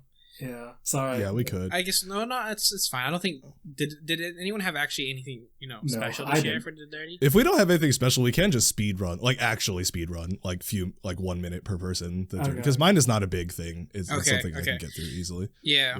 All right. Well, so for me, the bad, we've talked about it. The ticket. Oh yeah. The keys. Oh. The keys. I'm still haunted by that though. Every once in a while, it'll just run. It'll the actually. keys? No, I thought we talked about it. We haven't revealed the true story yet. Yeah, no. I don't think we've actually not on the podcast discussed the keys. We have the AI version, and then there's definitely enough hints that people can piece it together. I mean, but it's the full story isn't there. Yeah. I mean, the full story essentially is. I will just go ahead and share. Full story is just essentially is when we went to do the whole what's it called Asheville first. Yeah, we're going down tubing down the river. So I had a speaker with me because it was we're gonna play music while we chill down and chill out. Going down an hour and a half. It's a 2-hour trip, yeah. Yeah, I thought it was 3 hours. I remember being something like long. that. It was really long. It was going to be really long, and so I was going to have some music. And so I was like, "Yo, the speaker was advertised as floatable." And so I was like, "This is facts." He did prove this to us. I looked on the website, and it was like the listing and everything afterwards, and it says it. It literally says floatable, so yeah, floatable, waterproof, and so I attached my keys to it. So I was like, if I drop them, they're gonna drop together. Yeah, and it's gonna float. And your keys were not that heavy. It wasn't they 10 pounds of keys. It was just a normal key. Like the what's it called the speaker definitely weighed way more than all my keys. Yeah. And so we're listening to music, and we were in a train, so it was a dash, and then hooked was Greg, and then I was hooked to Greg in the back and tail end. Tubes just. Yeah, so they're like, we'll all move the speaker to the center so it's more, a dash could hear it better. So my dumbass, I was like, I can't fuck this up. I toss the speaker with the keys to Greg. I toss like a dumbass and toss short. It hits the water.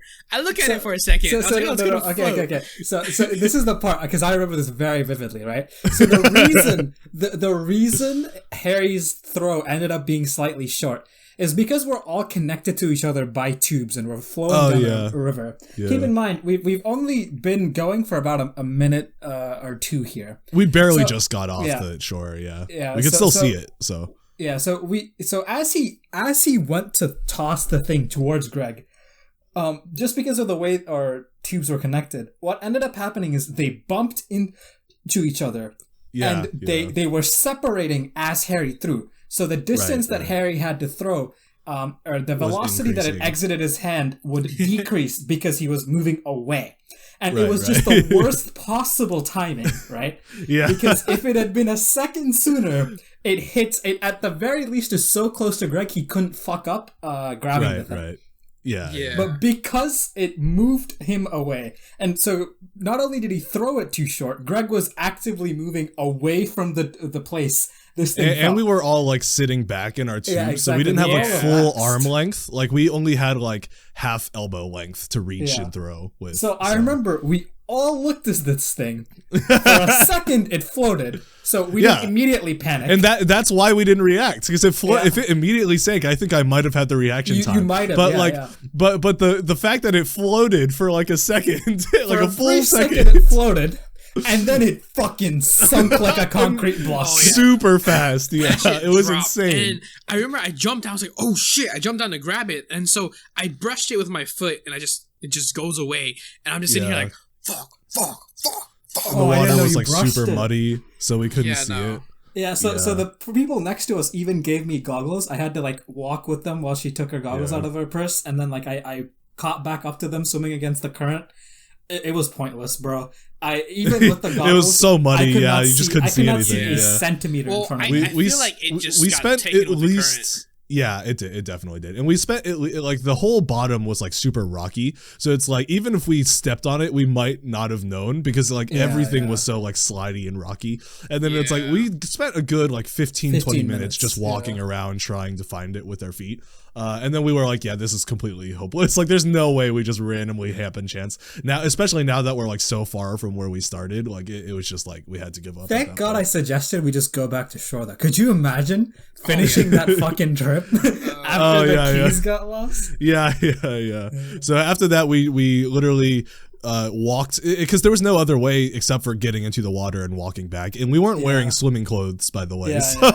So just in our normal clothing. Rough. We walked back, and the water was deep. Like Harry was like neck level. There were times where Harry had to straight up swim. Yeah, like even I was on my tiptoes. So Harry was definitely like full swimming at some points.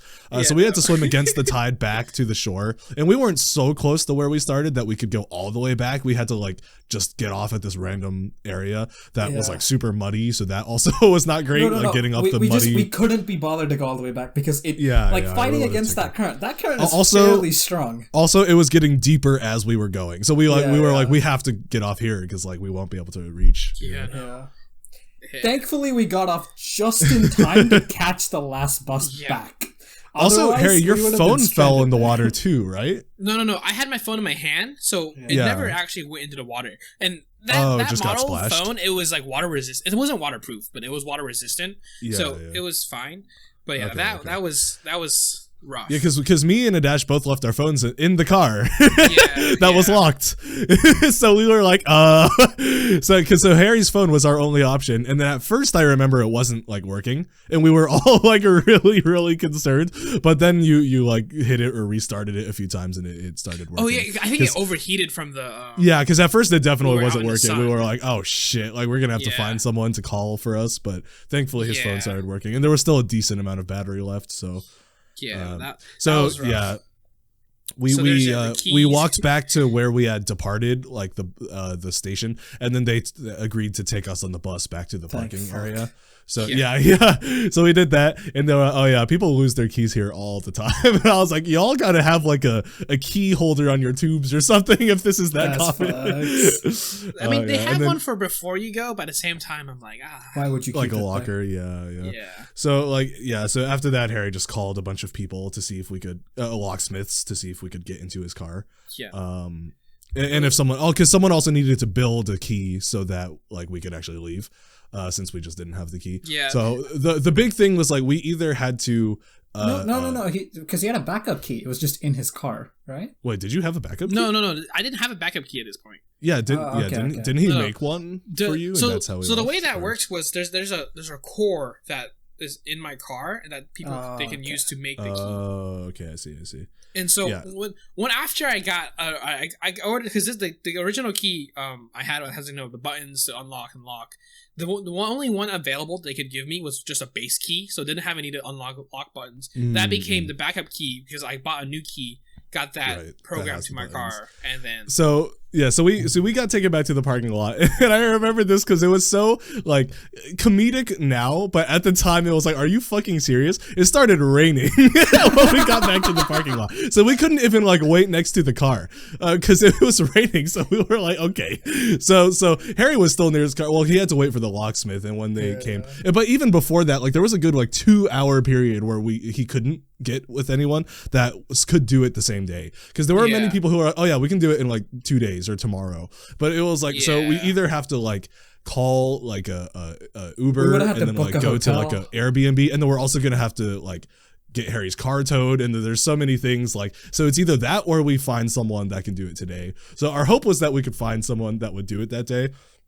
But that hope was steadily draining over the course of 2 hours in Harry's battery depleting, and then it started raining. And then we were like, oh my god. And me and Adash were just like sitting on the ground like oh boy. None of us had our phones because all of our stuff was inside Harry's car. Yep, so me and Greg just had a deep heart-to-heart while Harry was just trying to call people. Spiraled into self-hatred. I was so fucking pissed. It was an interesting end to the first food trip. I actually really felt bad because I wasn't sure like if you were angry at me too because like it did happen because I asked you to I didn't catch it and stuff like that. It was like bro, I was thinking how did I throw it so badly? There were at least like 5 alternate universes in which that didn't happen because one of us did something that stopped it. One of us reacted in time. I just asked at a point where Harry could just hand it over without having to throw it. That was the whole thing. I was like, damn, I could have just handed it over to his ass, and it solved all the issues. And it definitely like was within reach. If I had reacted, I definitely could have grabbed it, but I just didn't react because it floated. So I was like, oh, we're good. And then it just goes, zoop, and then we're both like, oh, fuck. Yeah. No. So the thing is, at first I didn't even panic that much because I didn't know that Harry's keys were on it. So at first I was just like, oh shit, oh that's a big rip. Like we just lost the speaker, yeah. And then Harry was like, my keys were on that, and I was like, oh shit. Harry dives back up and he's like, my keys were on there. I was like, yeah. No, you mean your house key? And it's like my car key. Yeah. That so, was, but we you did manage to actually get someone who was able to do it the same day, which was like crazy. And then we were able to get into the car to like change and get our phones and stuff. So it ended up okay. And Harry just had to have like a huge expense for it. But yeah, once again. Yeah, that ended up costing me like $500 total. Right? I didn't think this was going to be the episode that we told the tubing story. There's either that one, and there's also what's it called, the summer with the angry Asian chick. But I guess that can go for another one. We can tell that story another time. It's a short story, so I do just want to mention the second food trip we did. It also ended in an interesting way. So now we just have, I mean, what? Nothing happened. Wait, what do you mean? How did it end? The aquarium. No! I thought you guys were joking. I didn't know you actually forgot. No, wait, it wasn't really bad. It wasn't that bad because it ended up being okay. We agreed not to speak we didn't actually lose anything. No, nothing happened. But there was like a good like 30-minute period where we were all like we were all like no. We scared ourselves for a second. Yeah. The funniest part of that story is that we were like we were maybe like an inch away from like giving up. Like we were so ready. We were like, you, Greg. And I was like, let me just call them. And I called them, and they're like, oh yeah, as long as it's within like 2 hours. Nothing happened. Anyway, we're gonna so now we just have this belief that like our food trips are destined to end with a curse every time. I think maybe something will happen this time. Yeah, last day we got, or maybe Summer and Benea will save it, like them being there, and we'll break the curse. Maybe. Yeah, this time around we'll see. This isn't a food trip, but or we'll get drunk and then like robbed, and then just like oh no. Don't jinx it. Do you have more you want to say, Harry, or should we get to dirty stuff? No, we can go ahead and go. Dash, I don't know if you have any. Yeah. So. Well, I have a plethora to pick from, of course.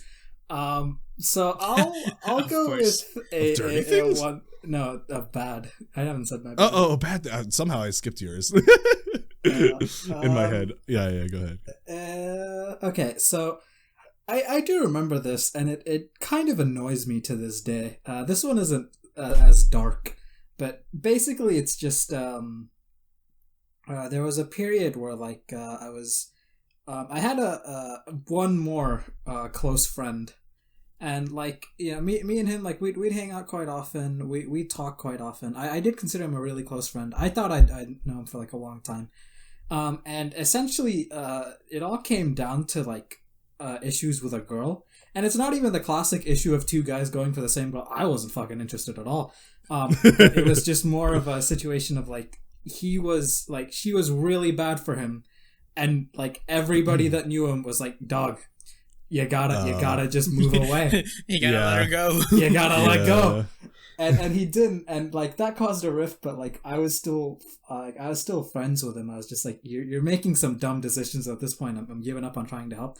But what really sealed the deal is like he told me something about like problems they were having, and then he didn't tell her, and she found out.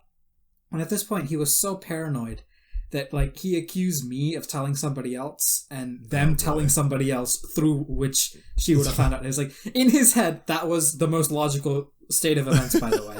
I would have told somebody else who then tells a mutual friend of that person and his girlfriend. And then she learns from that person. It's a 5-chain fucking link. And he was like, yeah, that's the only logical. Yeah. That's the only way that it could have happened. Like, that's the only logical state of events. I was like, bro, why? First of all, I ain't no snitch. Yeah. But, like, second of all, it's like, what? Like, I don't know. He was like so adamant about it, and eventually, it's like it just sort of ended up creating a massive rift between us, which never healed. And it's like months afterwards, like after a while, we just stopped talking. Mm-hmm. And months afterward, he reached out to me, and like we're kind of cool now because like he never apologized, but he was like, I regret like that it like wedged us apart so much. And I was like, I mean, same, because like at one point I'm like, it would have like he was a good friend. He was a really reliable friend, and like the one thing I value in all friends is like loyalty, and just being like. Yeah, there's like certain things that make a good friend, like, and he had those qualities, but it's just like, I don't know. I guess it's partly on me because he's extended an olive branch, and it's like, I like respond to him, and like we occasionally talk, but I just can't bring myself to like actively try, and part of it is just geography. Like I have moved countries, and it's like that is a big thing. Yeah, like in order to like hang out, it's like besides you guys, like. In general, every other person I talk to, my memories with them are hanging out with them, like in person. Mm-hmm. And it's like, well, I can't do that anymore. So it's like, I was just like, I feel like this is just a wasted effort. But I do always wonder, I'm like, I lost a good friend, and it's like, I don't think, maybe I could have done some things different, but I just felt like, it's just one of those situations that's just like, I don't really blame him. Because like I can understand like once you've like been in love and stuff, it's like I get why it's the classic case of like the red flags are big but her boobs are bigger. They really weren't though. But yeah, not bigger than the red flags, but to be fair, she was waving the whole goddamn it wouldn't be the first time reality. This tale has happened. Yeah, exactly. But it like just sucks, Yeah, it's it's just an all-around sucky situation. Yeah. Yeah. That's it. Yeah, no, distance is a big thing. Like, literally, like, probably my longest / best friend before Harry. It's like, there was really nothing but distance that stopped that. Like, there weren't any like big situations or arguments or like, it was literally just like they moved away and then that's it. We couldn't hang out anymore and we just drifted apart and now we're basically strangers. It does kind of suck, but that's just how it is. Yeah. Yeah. It's also what really sucks for me as a kid because we'd move often. Throughout the course of my life, at least since elementary school, I have never stayed in the same school for longer than 2 years. So yeah, I think it is better now that like technology is a thing and then like you can still message people and like chat with people. But it definitely like takes a certain type of friend and a certain type of friendship to be able to do that long distance, like for a long period of time. Because it's like, even with all these tools, I think it's still really hard for people to maintain long distance relationships, both like romantic and friendship. Because it's hard. Even like with like Zoom and Discord and FaceTime and all these things, it's like just keeping up with people is hard. It's exhausting. It is really hard. Yeah. A good example is actually me and Benea. Like, I don't actually know when the last time I like talked to her is, and it's like it's just because we're both busy. Like, we're still really good friends. We have like no problems with it. At least as far as I know, we have no problems with each other. Vinea's just secretly holding a grudge against you this whole time. but it's just like we're both so busy, and it's like you can't just we can't just not be busy. We gotta be not busy at the same time. Yeah, exactly. Schedules don't align. Yeah. And even if it is, it's like all we can do really is just talk. Like, there's not much else in common. Right. So it's like it's just hard, man. Like maintaining friendships really difficult with a distance, physical distance. It's a lot. Yeah. All right. Well, let's. Oh, go ahead. Sorry. I was like, for us at least, it's the main thing I was thinking is like, if you don't have a common thing to do together, Yeah, especially because we have games. Distance. Yeah, and even though we don't even have a common game right now, it's like we have the podcast, and that was a big reason we started the podcast. It's like we need something that brings us together that isn't like games, especially just because we're not all Rocket League no-lifers anymore. So it's like we need something. I mean, even now, sometimes we'll like have little groups of people playing on the games. We're all just still chilling and just. Yeah, that's the thing is what we can also do is we can just hop on a Discord call and we all play a different game. Yeah, like because it's really just company, right? But it's like if the other people just aren't gamers, aren't into games, it just doesn't work. It kind of just kills everything. Yeah. Yes. Gaming is good. Fight me. I mean, it is. All right, let's speedrun through the rest.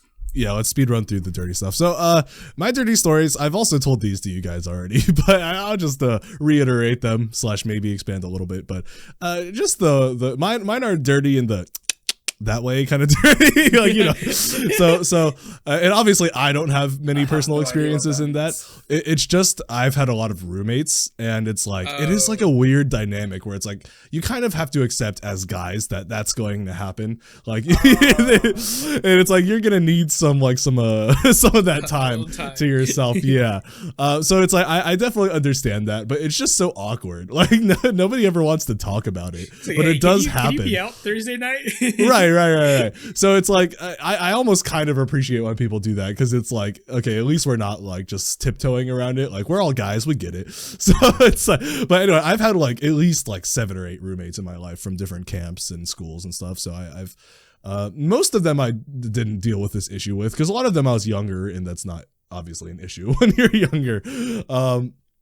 But governor school was the first one where I was like, oh, where my roommate in I wouldn't say what year, but one of my roommates was he definitely had a fleshlight.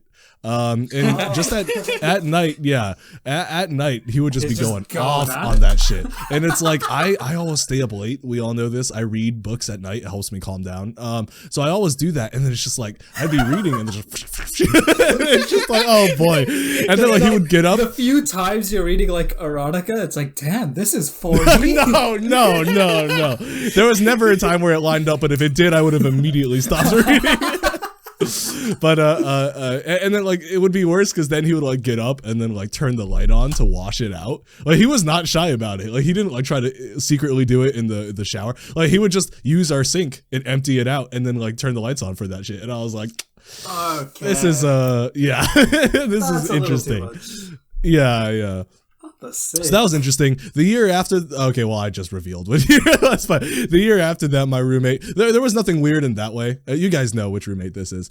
It's just a funny story. I don't know who got it. I think it was my suite mate, but there was just this massive dildo that was in our suite for the whole year. Like this huge dildo. Like not Moby huge, but it was close. Like it was like 3/4 of Moby huge. It was massive. That's not functional. No, it wasn't like, I don't think anyone was using it. I think it was like as a joke. I don't think it's possible to use. But then again, there's a lot of gay people at governor school, and they're very explicit about that sort of thing. So someone definitely could have used it. But I like to hope that nobody used it, because that shit was in our suite the whole year.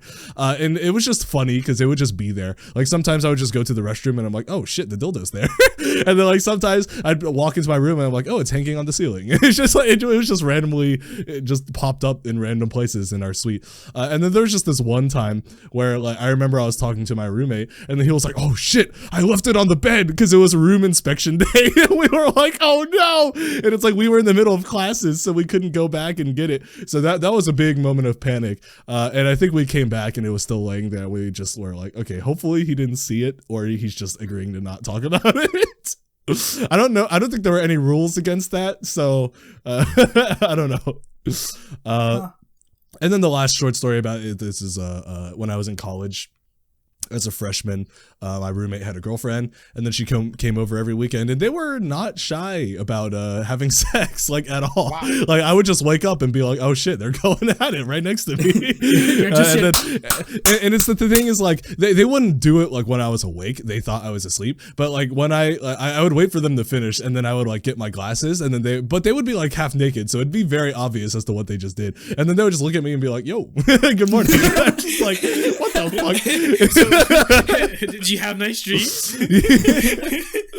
Like she would just like talk to me casually. I'm just like this is interesting. It's like I don't know how I want. That's a very. I can't blame him at all because I am like the guy who never leaves the room. So it's like yes, like you have to find time. And it's like he did sometimes like be like, oh, can you just like not be here at like 3. It's like I respect that. I would rather have that than me be there. But it's just sometimes in the morning when they thought I wouldn't be awake, they would do it, and I'd just be like, "You guys are not that quiet." Anyway, that's just an experience that was a little funny to me. But okay, well, I guess the dirty there's a couple from rugby where, oh, bro, there's some stains in my car. Oh like no! Mud stains. Okay. So okay. Whoa! I thought that was going a really different direction. I was like, you carpooling some people and they be fucking in your back seats and you allow that? Holy shit, I thought they were jacking him off. I was like, I've sit in that car before. No, there's sometimes bro, we Greg, you gotta know that car is fucking. If you take a black light to that thing is looking like white as a Michael Jackson suit. Actually, if you took a black light to the Honda, even before I cleaned it, it wasn't that bad. Honestly, I think the amount of times I've done X-rated things in that car is probably you can count on one hand. Okay. We did not do a lot of stuff because honestly didn't really fit very well. I mean, if it's just Harry, it's still like weird, but it's not that bad. But like if it was like a whole rugby team that was like carpooling in there, the rugby stuff is that's like a different actually story. Physically dirty because some of the fields we go on were dirt, and so sometimes it would rain. And so it would get muddy. There's a couple like mud stains that were in the back seat that didn't look that bad, and so I vacuumed them out and got like the surface off. But later on, when I actually got an evacuator or extruder, and when I go over it, when I say I went over it for like 5 minutes, kept going over and over, it's like the water would not stop coming out muddy. I was like, how much mud is in this seat? Soaked into your back seats. And I remember doing that because back then I drove like all my teammates. You should have just like kept a lot of towels in your car, and then like if people were dirty, just like I thought about doing that at one point. Especially since one of them like we were actually like soaked because it started pouring on us. On the turf field, and I think some people were actually like for fun like sliding on the field. As you do. But it was that one was rough. And the car had some funk to it for a little bit. Well, I'm impressed with how clean your car is, considering that. Yeah, I mean, a bit of a clean freak with this car, though. So. Yeah. Well, it's like during the winter times, I'm not because it's cold. I can't be bothered. Yeah. But like when I can, I try to keep it as clean as possible. And you know, other dirty stuff. You know, I got a girlfriend. All right, and Ashley. I was like, I can talk more, but I don't know if Greg wants to bleep that out or if we really want to. I don't know if Benea wants that on a podcast. Yeah. I think he maybe should have gotten her. There's a lot of things we've done. I don't know if she cares. The things I honestly think she said more things that are. But I think that's with like friends, though. I don't know if she wants that public. Yeah. Okay, well, I guess if I have to, the only dirty I can think of is there was a period during last semester of college, undergrad, where it's probably just a combination of isolation from COVID, 6 classes in the semester, and like having no social contact. And like just a bunch of other things, graduating, worrying about like what happens with a master's degree, all that, where I was just throwing up every day. Just like every night, like without fail, I would throw up and I'm like, why is this happening? Like I haven't eaten anything like bad. It's like, there's no like food poisoning. And like it just wouldn't stop. I was like, well, why? And the worst part about that is when I did actually get food poisoning. So yeah. So it was just 3 days of me just constantly like I was just in the bathroom for one reason. Thank fuck for that exhaust. That exhaust system worked overtime that day. Are those like 2 days? Because I was just in there either expelling through one of 2 holes. But it was like I was like, first of all, it's like, am I just like puking out like my gut lining? Like where's all this stuff coming from? I haven't eaten anything. Yeah. But yeah, that was unpleasant. That sounds unhealthy. It was. I remember during the checkup, like we did it, and I don't know, maybe this played a role in it, but I think I had like something wrong in my blood. Like I didn't have enough of a certain particle, and they were like, yeah, it could potentially be blood cancer. So we're gonna test to make sure it's not blood cancer. Yeah. And so they drew my blood 3 times in the span of like 20 days. It was a really unpleasant. I hate having my blood drawn. I just had that happen and it was not fun. Though to be fair, I was dehydrated, so it took way longer than it should have. I had to. I was just dizzy those like entire time. But yeah, luckily or depending on perspective, at the time I didn't consider it lucky, but I was like, oh, I don't have blood cancer. That is a plus. Yeah, I guess. Well, at least you are looking on the bright side of a mostly bad situation. Yeah, I don't think I've ever had food poisoning, so I consider myself lucky. Oh, I've had it 4 times, and each time I remember each time. Holy shit! As a lover of food, I'm glad that I have never had to experience. It scars you. Like to this day, I will never touch any like cheese dip out of a jar. Because I remember the food poisoning from it. It's also why I'll never go to Chipotle. Their pico de gallo gave me food poisoning. I'm convinced it was that. I don't think I've really had Chipotle and food poisoning is like a love story. So, bro, there's actually a commercial for Chipotle talking about like, eat fresh, eat healthy, or something like that. And I was like, this is a full load of shit or something. Yeah, they literally got in trouble with the FDA because they would store their meat room temperature. Yeah, no, that's dumb. Like you're just asking for fucking bacteria. And, yeah. All right. Well, yeah, this was pretty good. End the podcast, please. I'm glad we got to end on a high note of your vomit story. All right. As always, thank you so much for dropping in and listening to us ramble. You can find us on youtube.com/@thederailedpodcast. That's youtube.com/@thederailedpodcast with a new episode every Tuesday. Hit the subscribe button if you want to catch our future episodes, and also hit the like button. This has been Derailed, and we will see you next time. Deuces. Peace. Kissies.